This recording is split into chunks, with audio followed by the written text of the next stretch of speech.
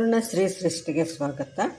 ಈಗ ಈ ಬಟ್ಟಲಿಗೆ 1 ಬಟ್ಲಷ್ಟು ಗೋಧಿ ಹಿಟ್ಟು ಹಾಕ್ಕೊಳ್ತಾ ಇದ್ದೀನಿ. ಇದಕ್ಕೆ 1/4 ಬಟ್ಲಷ್ಟು ಚಿರೋಟಿ ರವೆ ಹಾಕ್ಕೊಳ್ತಾ ಇದ್ದೀನಿ. ಮತ್ತು ಸಣ್ಣಗೆ ತೆಳ್ಳಗೆ ಉದ್ದಕ್ಕೆ ಹೆಚ್ಕೊಂಡಿರೋ ಪಾಲಕ್ ಸೊಪ್ಪು ಹಾಕ್ಕೊಳ್ತಾ ಇದ್ದೀನಿ. ಮತ್ತು ಉಪ್ಪು, ಸ್ವಲ್ಪ ತೆಂಗಿನ ತುರಿ. ಇದಕ್ಕೆ ಗೋಧಿ ಹಿಟ್ಟು, ರವೆ ಮತ್ತು ಉಪ್ಪು, ಸ್ವಲ್ಪ ಸಕ್ಕರೆ ಮತ್ತು ಪಾಲಕ್ ಹೆಚ್ಚಿರೋದೆಲ್ಲ ಹಾಕ್ಕೊಂಡಿದ್ದೀನಿ. ಚಿಲ್ಲಿ ಫ್ಲೇಕ್ಸ್ ಹಾಕ್ಕೊಳ್ತೀನಿ. ಇದರಲ್ಲಿ ನಂಗೆ ಬೀಜ ಇಷ್ಟ ಆಗಲ್ಲ, ಅದಕ್ಕೆ ಬೀಜ ತೆಗೆದುಬಿಟ್ಟು ಹಾಕ್ಕೊಳ್ತೀನಿ.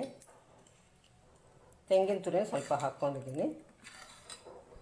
ಸಾಮಾನ್ಯವಾಗಿ ಗೋಧಿ ದೋಸೆ ಒಂದು ತುತ್ತು ತಿನ್ನೋಷ್ಟರಲ್ಲಿ ಗರಿ ಹೋಗಿಬಿಡುತ್ತೆ ಅಂತಾರೆ. ಇದು ನೋಡಿ ಎಷ್ಟು ಸ್ಟಿಫ್ ಆಗಿದೆ ಅಂತ. ಇದು ನೀವು ಪೂರ್ತಿ ದೋಸೆ ತಿಂದು ಮುಗಿಸೋವರೆಗೂ ಗರಿನೇ ಇರುತ್ತೆ. ಇದೇ ಥರ ರೋಸ್ಟ್ ಮಾಡಬೇಕು.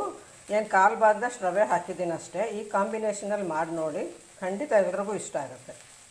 ಈಗ ಹೆಂಚು ಕಾದಿದೆ, ಸ್ವಲ್ಪ ಎಣ್ಣೆ ಹಾಕಿದ್ದೀನಿ. ಅದಕ್ಕೆ ಸ್ವಲ್ಪ ಹೀಗೆ ಎರಚಿದಂಗೆ ಮಾಡಿ ತಿಳಿ ದೋಸೆ ಥರ ತಿನ್ನಬೇಕು.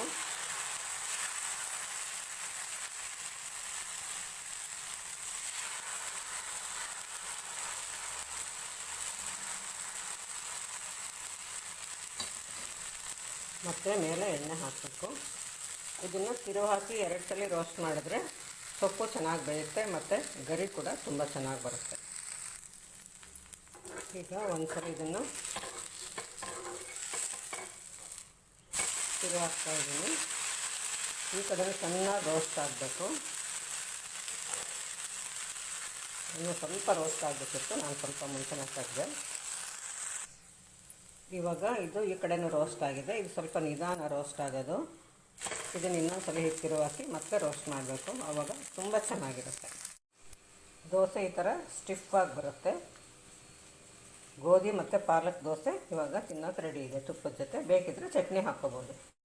ಹೀಗೆ ಚಟ್ನಿ ಜೊತೆ ಕೂಡ ತಿನ್ನಬಹುದು.